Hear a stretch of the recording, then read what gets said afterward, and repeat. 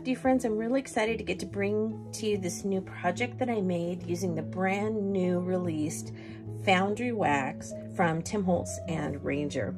This is amazing, and I'm sure you are here because you watched the live reveal and the demo from Tim, and it's really, I know we can all agree, it's just an incredible new product. I had so much fun making my little project today, and I am going to do a demo just on one little bit of this project to show you how I tried to make mercury glass with it. But I went a little crazy with the Foundry Wax and this project, and I put it on pretty much every surface that is on here. So of course I have it on the beautiful Ideology wallpaper that is in the back. So I just put a little around the edge so it goes, you know, perfectly on paper. And then this is one of the tiny vignette frames, and I colored it first with Distress Stain, and then I put it on with my finger. I used sterling and just a little bit of statue to bring in a little bit of the brown tone. And so I did that, and I just put it on the raised areas, and then you can see that the areas that were lower just have that pumice stone Distress Stain in them to make it look like an old gilded frame. The surface that I covered with the wallpaper and that I used as my base is one of the small etc. tags from Tim Holtz and Stampers Anonymous. And so I went ahead and just put it on the edges of that, and then this is one of the bracket etc. trims, also from Tim Holtz and Stampers Anonymous. So I used the wider one for the top of the shelf and the thinner one for the bottom of the shelf. This is the small size. These come in 3 sizes. It is also covered with some of the wallpaper because I used the Sizzix trims die that also that perfectly aligns with all of the etc. trims. And then I added it to the stars and to the numbers, the adornment stars and numbers. And I used the same 2 on this project. Lastly, I used it on the centers of the little bouquet flowers, so you can see just a little bit of statue on that one. And then I tried to make one of the vials out of into like a mercury glass. That's what I was really going for, was a mercury glass look. And so I got a couple of different looks. This one has a little bit of a mercury glass look in some areas, but I kind of went a little too solid with it. And then one of the others that I did was one of the tiny vials, and I think this really looks a lot more like mercury glass, where it has those spots that just didn't get covered and the glass shows through. So this was kind of a fun technique to try. I like having the darker glass underneath, so this is one of the apothecary vials that has the dark brown glass underneath. So I am going to show you how I worked with these Foundry Waxes to put them on glass and have them stay on the glass. So you'll need the Foundry Wax. You will need some sort of glass, you know, that you're going to be working on. And then I got some 91% isopropyl alcohol for not only cleaning up, but also to get it to move around a little bit. I know that kind of sounds weird, but this is what I used. So let's get started. All right, to begin, you want to shake them up, and I have found that my sterling one seems to be thick, but it still comes out.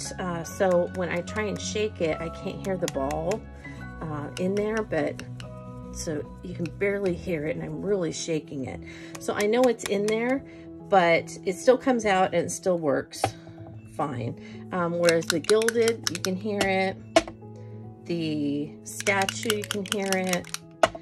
And then the mind seems to be the most liquid of all of them. That one really moves around in there. So you do want to shake them before you get started. And then I go ahead and put some on my work surface here. And then I take some and I just kind of pull it out a little bit. just start kind of plopping it on.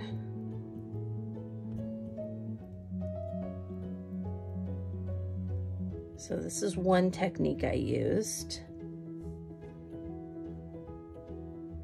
was to plop it on, and then you want to keep going because you don't want huge droplets. So where there are huge droplets, I kind of went back over and tried to pick it up. I'm going to try and get it on here.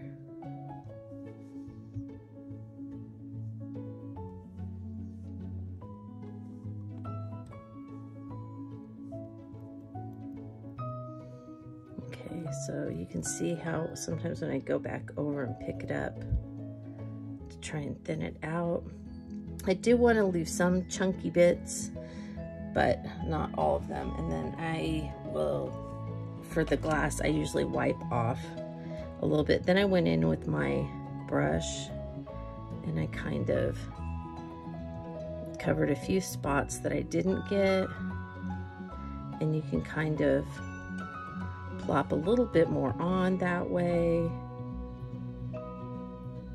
because some of it you want really good coverage, and in other places you don't want such great coverage, and it does get kind of chunky in there.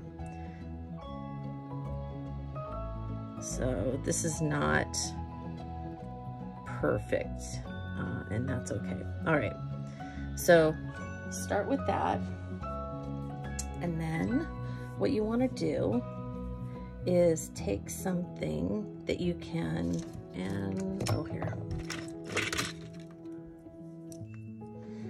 I don't have a regular thing to hold it with, so I use my squeezers, and then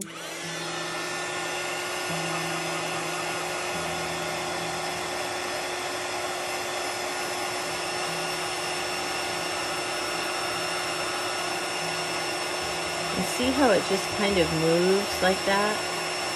It's really cool. I love it.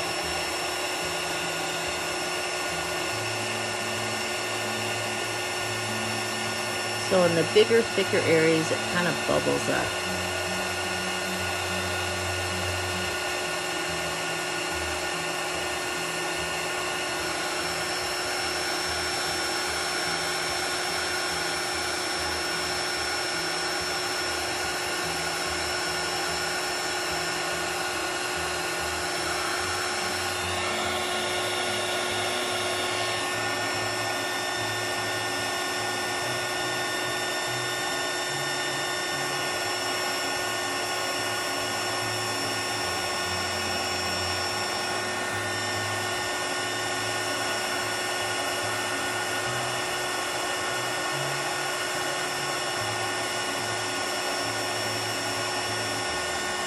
Alright, so I do that, I get it all kind of blown around as I can.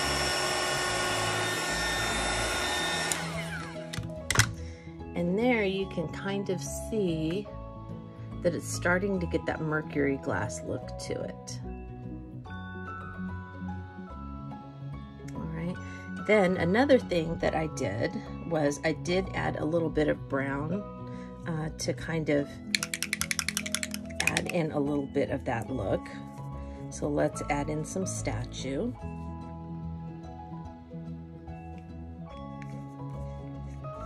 And we want to kind of do the same thing where I kind of pull it out a little bit and then just do a little bit here and there.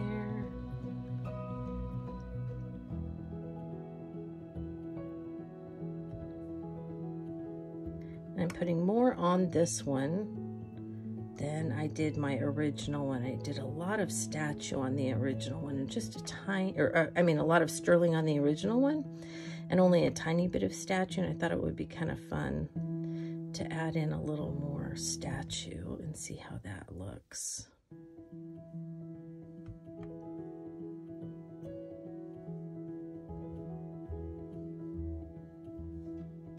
And you don't want complete coverage, you do want to have a little bit that kind of allows the glass to shine through, because that's kind of part of the look of Mercury glass. Okay.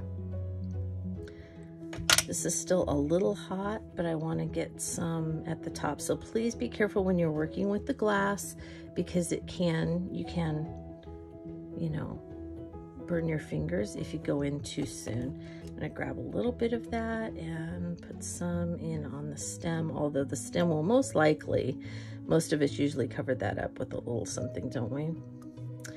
All right, let's hold that again. I'm gonna wipe my finger off and let's heat it.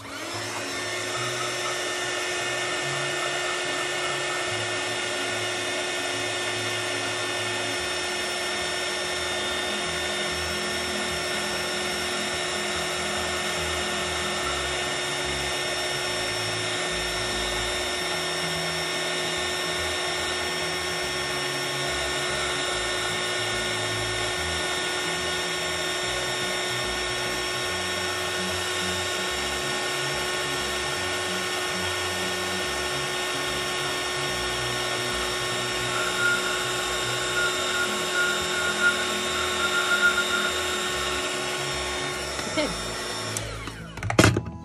and there you go. That looks really reminiscent of Mercury glass to me, just as it is. So that's the clear glass.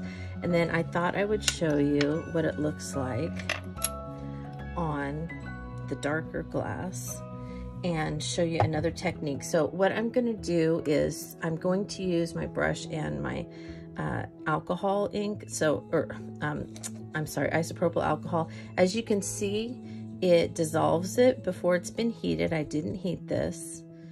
All right, and that also is something that I used on another technique to try and get it to move around a little bit, because I can pick up that dried, and see how you can kind of pick it up, kind of put it on there. But I also used it, so I dry brushed it on.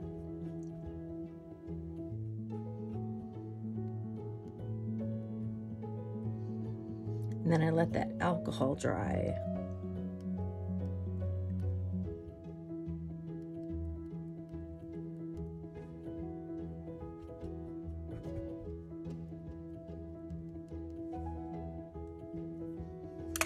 Okay, I'm gonna move this out here. I'm gonna put a little bit more. See how you can't hear it, but it comes out. And you always want to be sure that you keep this away from the heat source. So you don't want to heat it because it will let it sit a little bit. Okay, I'm gonna kind of pounce some of this on there with the brush so that you don't see all those dry brush marks, and you'll see some of the silver instead, or the sterling. And I'm trying to get a couple of chunkity bits on there. Okay, let's get the top.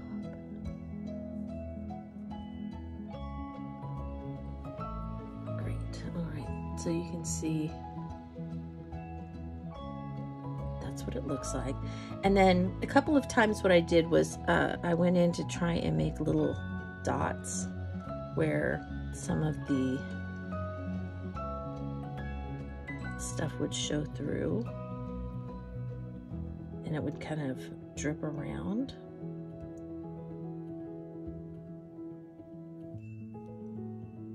Let me clean this off a little more and see if I can get that to work like I did before. So I would put some on, and it kind of there melts it around a little bit. Can you see how it's kind of going in a, it kind of dissolves it a little bit and smooths it out a little bit, which is pretty cool. And I really liked that look. So I did that a couple of times on my first mercury glass. Just kind of smooth it out a little and try and make it a little more authentic looking. Now you have to do this before you dry it. All right, let's try that. I want to let that alcohol dry a little bit. So let me come back. Okay. See how it goes. So there's a big chunky bit. So I'm going to kind of let that go down and around the sides.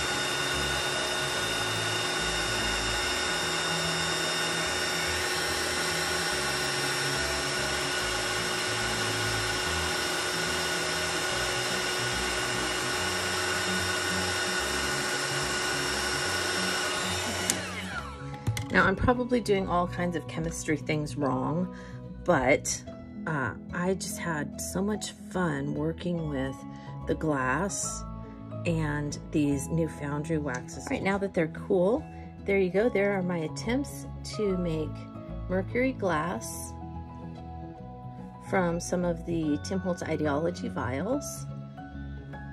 And I would just encourage you that if you are going to try something like this, to take precautions, be careful, don't burn yourself, and just, you know, have some fun with a little bit of playing around. I probably did some things completely wrong chemistry-wise because I am not a chemist, but I did really enjoy working with the foundry wax on glass and trying to achieve a faux mercury glass effect. And I really like the way that these turned out, and I hope that you enjoyed this little tutorial.